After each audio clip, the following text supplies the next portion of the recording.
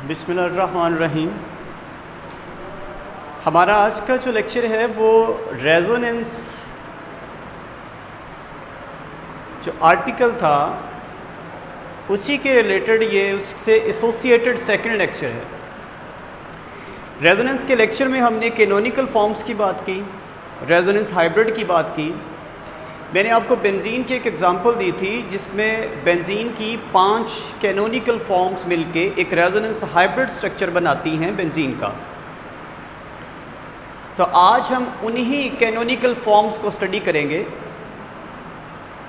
किसी भी real structure को लिखते हुए जब भी उसकी कैनोनिकल फॉर्म्स को ड्रा किया जाता है विद इन रेजोनेंस कॉन्सेप्ट, तो कुछ ज़रूरी हदायत हैं जो आपको फॉलो करना पड़ती हैं, कुछ इंस्ट्रक्शंस हैं जो कि कैनोनिकल फॉर्म लिखने के लिए ज़रूरी हैं और आपको ये लिखना पड़ती हैं और देखना पड़ती हैं।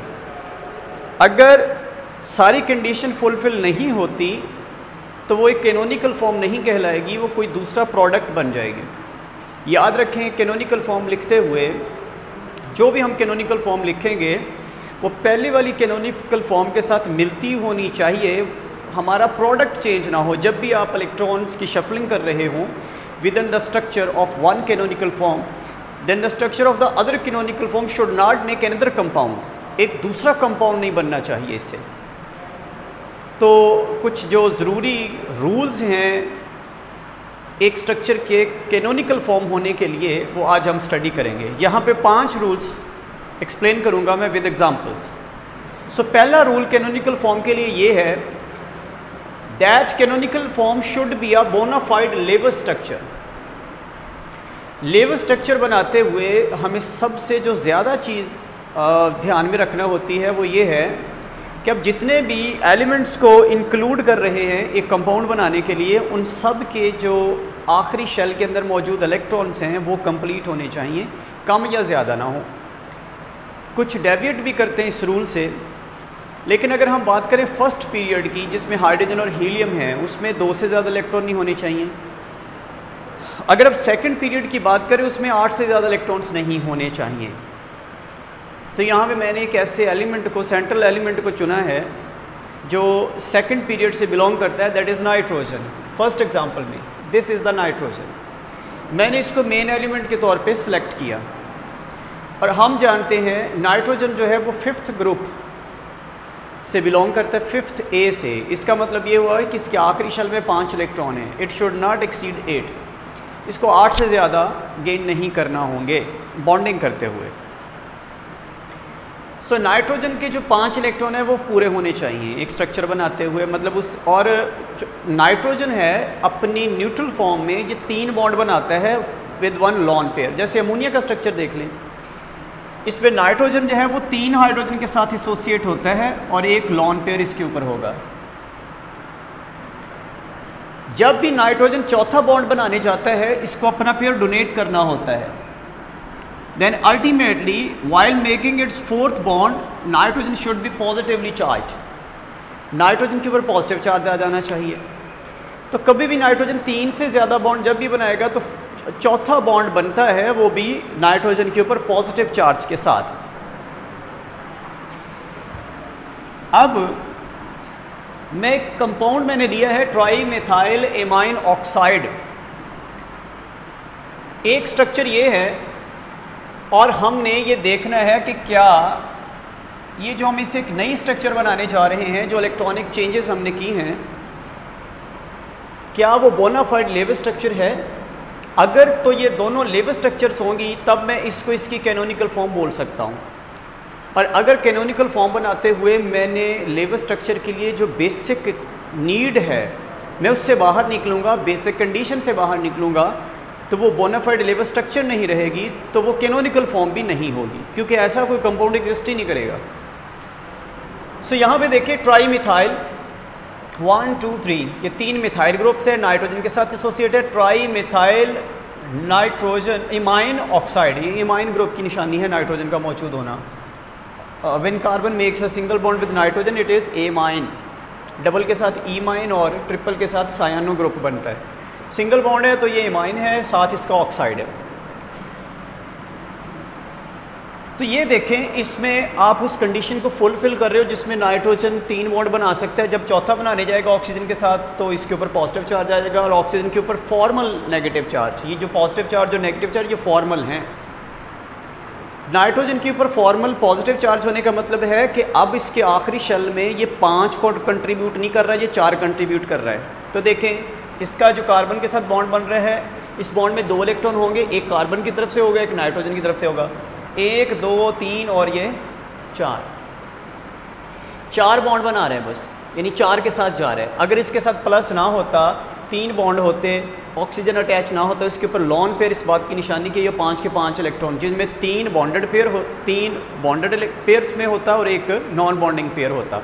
जैसे अमोनिया में देखें, ये 3 बॉन्डेड पेयर्स हैं और एक इसका लॉन पेयर होता है, अनशेयर्ड पेयर होता है, तो 5 पूरे कर लेता है। ये यहाँ पे 4 के साथ जाएगा जिसमें ये पॉजिटिवली चार्ज होता है। अब इससे अगर इस स्ट्रक्चर में जाएं तो यहाँ पे नाइट्रोजन देखिए 5 बॉन्ड बना रहा है, जो कि असूल के मुताबिक रॉन्ग है, गलत है। हम इसलिए कहेंगे this is not a bona fide structure of Lewis structure, ultimately it is not a canonical form of this compound. तो ये कैनोनिकल फॉर्म नहीं होगी। कैनोनिकल फॉर्म बनाते हुए जब भी आप इलेक्ट्रॉनिक डिस्ट्रीब्यूशंस करेंगे, जब भी आप इलेक्ट्रॉन का हेर फेर करेंगे पूरे कंपाउंड के अंदर, वहाँ पे ये बात आपको याद रखना होगी कि जब भी आप एक नई स्ट्रक्चर बनाने जा रहे हैं, कैनोनिकल फॉर्म बनाने जा रहे हैं, it should be with in the range of the level structure. ये प्रॉपर लेवल स्ट्रक्चर होनी चाहिए। अगर वो लेवल स्ट्रक्चर नहीं है, बोनाफाइड लेवल स्ट्रक्चर नहीं है, यानी साबित शुदा लेवल स्ट्रक्चर नहीं है, तो वो कैनोनिकल फॉर्म भी नहीं होगी। So this was the first rule. Second rule to be a canonical form, position of atomic nuclei must be same in all forms. Nucleus की पोजीशन चेंज नहीं होनी चाहिए। मसलन ये देखें, ये मेरे पास एसीटेट आयन है CH3 double bond O negative. ये मेरे पास एसीटेट आयन है, इसमें यहाँ पे बॉन्ड और ये यहाँ पे, तो ये देखें ये बॉन्ड डबल हो गया और ये सिंगल हो गया। This is the canonical form. मैंने जो इलेक्ट्रॉनिक चेंजेस की हैं वो इस तरह हैं कि ये लेवल स्ट्रक्चर भी है और इसमें जो न्यूक्लियस सेम ही रहा। 2 चेंजेस हुई, एक बॉन्ड का आना और एक का शफल कर जाना ऑक्सीजन के ऊपर। ये दोनों एसोसिएट हैं इस न्यूक्लियस के साथ, दैट इज़ कार्बन। इसमें इसका कोई रोल नहीं, इस कार्बन ने कोई रोल प्ले नहीं किया, यहाँ पे भी नहीं हुआ। तो ये दोनों कैनोनिकल फॉर्म्स होंगी। लेकिन अगर मैं एक और एसिटल्डिहाइड की मैं एग्जांपल दूं, CH3C डबल बॉन्ड OH, ये स्ट्रक्चर हो है इसका CH3C double bond OH, acetaldehyde, जिसको आप एथेनॉल भी कहते हो जिसे। अब इसमें देखें, अगर मैं इस बॉन्ड को इधर ले आऊं और ये आगे शिफ्ट हो जाए, ये O नेगेटिव इस H को अपने साथ घसीट ले, तो ये विनाइल अल्कोहल बन जाएगा। ये बॉन्ड इधर आया, ये आगे शिफ्ट हो गया, O नेगेटिव हुआ, इस O नेगेटिव ने इस H को छीना और OH यहाँ पे, तो ये तो कंपाउंड ही बदल गया। This was an aldehyde and this is alcohol. तो हमने तो कंपाउंड ही चेंज कर दिया, इसलिए ये canonical form. It is a bona fide level structure but it is structure of another compound, that is vinyl alcohol. Canonical form होने के लिए कंपाउंड एक्चुअल मॉलिक्यूल सेम होना चाहिए, कंपाउंड चेंज नहीं होना चाहिए। यहाँ पे तो हमने कंपाउंड फंक्शनैलिटी ही उसकी बदल दी। तो इसमें देखिए 2 न्यूक्लियस एक्टिव हैं, एक इसके ऊपर रिएक्शन हो रहा था, साथ ये भी इंक्लूड हो गया। तो मैंने क्या लिखा है, position of atomic nuclei must be same, यानी जो चेंज हो रही है एक न्यूक्लियस के ऊपर हो, दूसरा न्यूक्लियस इसमें इन्वॉल्व ना हो। और एक और सबसे इंटरेस्टिंग बात, कैनोनिकल फॉर्म के लिए न्यूक्लियस अक्सर पार्टिसिपेट नहीं करते, ये इलेक्ट्रॉन्स की ही डिस्ट्रीब्यूशन होती है इधर से उधर। यहाँ पे न्यूक्लियस एक्टिवेट हो जाए, वहाँ पे आप उसका फंक्शनल ग्रुप ही चेंज कर देते हो, कंपाउंड ही बदल जाता है, वो कैनोनिकल फॉर्म की कहानी ख़त्म हो जाती है। सो यहाँ पे एक न्यूक्लियस पे इलेक्ट्रॉनिक चेंज थी, यहाँ पे पूरे न्यूक्लियस ने पार्टिसिपेट किया, अपना H उठा के उसे दे दिया, तो कंपाउंड ही बदल गया, फंक्शनैलिटी ही बदल गई। सो this will not be a canonical form of this one. ये इसकी कैनोनिकल फॉर्म थी, ये इसकी कैनोनिकल फॉर्म नहीं होगी। थर्ड रूल जिसकी मैं बात करूंगा, all atom must be in a same plane. Delocalization की सबसे बड़ी शर्त ये है, इलेक्ट्रॉन जो है वो तभी डबल बॉन्ड ट्रांसफ़र करते हैं एक जगह से दूसरी जगह, double to single then again double to single, तब मुमकिन है जब सारे के सारे पी ऑर्बिटल एक प्लेन के अंदर हों। पी ऑर्बिटल एक प्लेन में होंगे तो वो सारे लैटरल ओवरलैप से, अगर दो पी इस तरह हैं, ये ओवरलैप कर रहे हैं, हो सकता है इसके साथ मौजूद एक और पी है, ये जो पी ऑर्बिटल है इसके साथ करने की बजाय ये अगले पी के साथ करके वहाँ पे डबल बॉन्ड बना ले, और ये जो बाकी सिंगल रह गया ये अपने से पिछले वाले के साथ बना ले। यानी डबल बॉन्ड की पोजीशन बदलती रहेगी। कब? जब सारे के सारे पी ऑर्बिटल एक प्लेन के अंदर मौजूद होंगे तो वो किसी भी दो पी के दरमियान, जैसे मैं आपको एक छोटी सी एग्जांपल देता हूँ। मसलन मेरे पास बेंजीन का बेसिक स्ट्रक्चर ये है, हेक्सागोनल स्ट्रक्चर है, प्लेनर, और यहाँ पे इसके जो अनहाइब्रिडाइज्ड जो पी होते हैं वो मौजूद होते हैं। ये 6 के 6 जो पी ऑर्बिटल हैं वो एक प्लेन के अंदर हैं। तभी अगर इनके दरमियान ऐसी एसोसिएशन हो तो ये बॉन्ड यहाँ पे होगा डबल, यहाँ पे डबल और यहाँ पे डबल।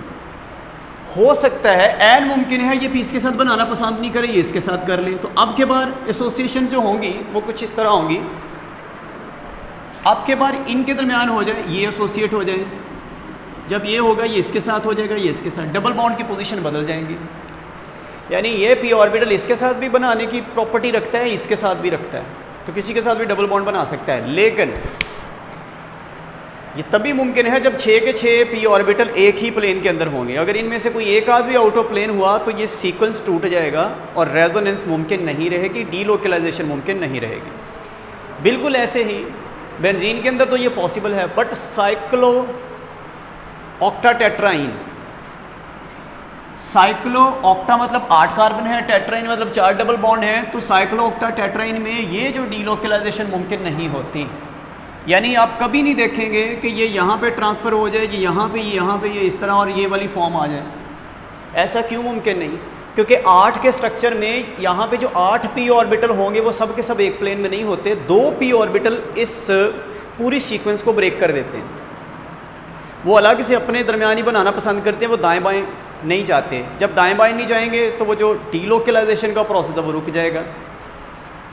बेंजीन के अंदर डीलोकलाइजेशन मुमकिन है, साइक्लो ऑक्टाटेट्राइन में ये मुमकिन नहीं है। So this will not be the canonical form of this one, क्योंकि इसमें डीलोकलाइजेशन होती नहीं, क्योंकि 2 P orbital out of plane होते हैं। तो आपस में बॉन्ड बनाते हैं, बाकी जो 6 हैं उनको आज़ादी होती है, वो जिसके साथ बनाना चाहें बना लें। यानी वो दाएँ बाएँ नहीं जाते, इसलिए वो डीलोकलाइजेशन का प्रोसेस जो था वो कंटिन्यू नहीं कर पाता साइक्लो ऑक्टाटेट्राइन। इसलिए इसकी शेप इस तरह रेगुलर नहीं होती, इसकी शेप इस तरह होती है, टब शेप्ड होती हैं, इसको टब शेप कहते हैं। इस वजह से थोड़ी डिस्टॉर्टेड फॉर्म बनेगी, क्योंकि 2 पी ऑर्बिटल जो होते हैं वो आउट ऑफ प्लेन होते हैं। सो अब चौथी जो शर्त है, 4th rule to be canonical form, number of unpaired electron should be same. याद रखें, जब आप एक कैनोनिकल फॉर्म से दूसरी कैनोनिकल फॉर्म में जाएंगे तो जो नंबर ऑफ अनपेयर्ड इलेक्ट्रॉन्स हैं वो सेम होने चाहिए, क्योंकि number of unpaired, suppose that 1 pair of unpaired electrons, अगर वो एक जगह पे ट्रांसफ़र होगा ना तो उस जगह का पेयर कहीं और ट्रांसफ़र हो जाएगा। मतलब जो अनपेयर्ड इलेक्ट्रॉन हैं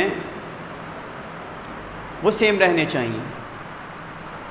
अनपेयर्ड इलेक्ट्रॉन में डिफरेंस नहीं होगा तो फिर वो कैनोनिकल फॉर्म है। अगर अनपेयर्ड इलेक्ट्रॉन की तादाद डिफरेंट है दोनों फॉर्म्स में, वो कैनोनिकल फॉर्म नहीं हो सकती। मेरे पास इथीन है, फोटोलिटिक या थर्मल प्रोसेस हुआ इसके ऊपर, तो इसकी हेट्रोलिटिक ब्रेकेज हो गई फिश और कैरो के साथ, 1 इलेक्ट्रॉन इधर 1 इलेक्ट्रॉन इधर, तो ये रेडिकल बन गया, रेडिकल फॉर्म।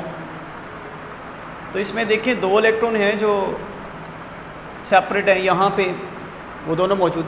अब ये जो चीज़ है वो ये नहीं हो सकती, इथीन नहीं होगी। अब इसकी प्रॉपर्टीज़ इससे बहुत मुख्तलिफ होगी and it will be much reactive as compare to this compound. हालांकि ये खुद से इथीन अच्छा खासा रिएक्टिव है, लेकिन ये तो बहुत ज़्यादा रिएक्टिव होगा क्योंकि इस पर 2 फ्री रेडिकल पॉइंट्स हैं। सो अनपेयर्ड इलेक्ट्रॉन की चेंज हुई, तादाद में फ़र्क आया, अल्टीमेटली ये दोनों कैनोनिकल फॉर्म नहीं होंगी। यानी रेडिकल फॉर्म जो होता है वो कैनोनिकल फॉर्म में नहीं आएगा, ये बात याद रखें। इस तरह के कंपाउंड के लिए। पांचवा रूल जो है वो है स्ट्रक्चर हैविंग डिस्टॉर्टेड बॉन्ड्स, या बॉन्ड एंगल डिस्टॉर्टेड हो जाए या बॉन्ड लेंथ में फ़र्क आ जाए, वो कभी कैनोनिकल फॉर्म नहीं हो सकती। मसला मेरे पास एक्रिल्डिहाइड है, ये मेरे पास कंपाउंड है, एकदम से इनके बॉन्ड एंगल्स और बॉन्ड लेंथ्स में चेंज आ गई, ये साइक्लिक फॉर्म अडॉप्ट कर जाए, तो इसकी साइक्लिक फॉर्म इसकी कभी भी कैनोनिकल फॉर्म नहीं कहलाएगी। वजह क्या है, इसके बॉन्ड एंगल्स और बॉन्ड लेंथ्स में चेंज आ गई, डिस्टॉर्टेड हो गए, चेंज हो गए, अल्टीमेटली ये कैनोनिकल फॉर्म्स नहीं हो सकती। यानी ना तो बॉन्ड लेंथ्स चेंज हो ना बॉन्ड एंगल्स चेंज हो। यहाँ पे बॉन्ड एंगल का ज़्यादा चक्कर है बॉन्ड लेंथ की निस्बत। अब मैं बॉन्ड लेंथ की एक एग्जांपल देता हूँ आपको सिंपल। हमने बेंजीन के 5 स्ट्रक्चर देखे हुए हैं जो कि एक दूसरे की कैनोनिकल फॉर्म्स हैं। यहाँ पे आपको एक रियलिटी बताने जा रहा हूँ।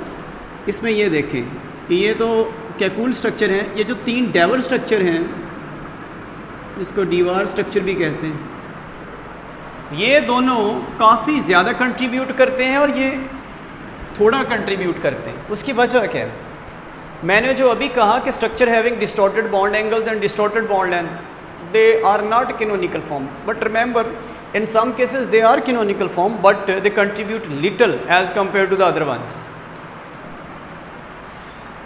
यहाँ पे तो वो कैनोनिकल फॉर्म है ही नहीं साइक्लिक फॉर्म में, एक्रिल्डिहाइड में, लेकिन जब मैं बेंजीन की स्ट्रक्चर लिखूँगा ये कैनोनिकल फॉर्म्स हैं।